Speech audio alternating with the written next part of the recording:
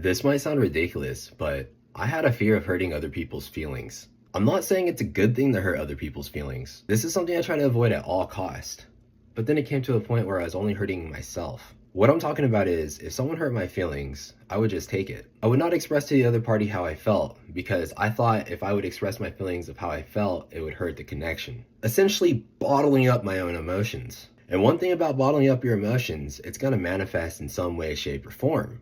Like diseases, mental illness, blowing up, etc. Growing up, my feelings were never really validated. When I would express myself, I would be told that I'm too sensitive, or it was a joke, or I'm too emotional. I would start to think that if I were to express myself, my feelings would be discarded, or that my words would cut so deep and possibly cause turmoil within the connection. I don't think people like to hear that they hurt your feelings.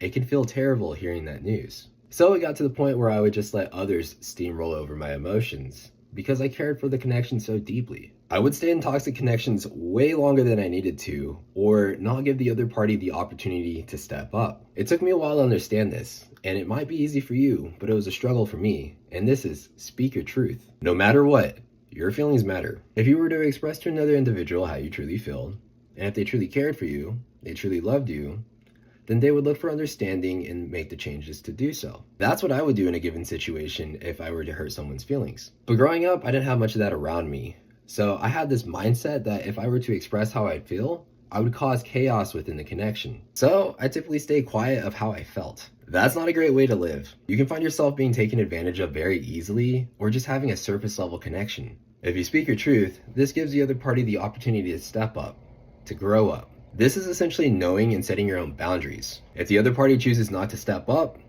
then you might not be in a healthy connection. Now, do you see the dilemma here? If you don't speak your truth, then the other party will never know, thus never giving them the opportunity to change. You just keep enabling their bad behavior towards you. You should feel safe to express your emotions to those around you, to speak your truth.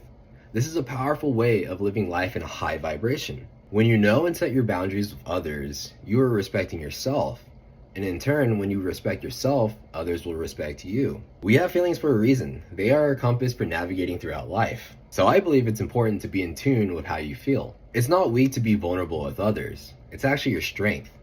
This is how you foster deeper connections with others, that emotional connection. But there's a caveat here. Some people will take advantage of your emotions. So it's very important to cultivate discernment and trust your intuition around the situation. I would love to hear your thoughts on this, so please leave it in the comment section. And welcome to the 5D.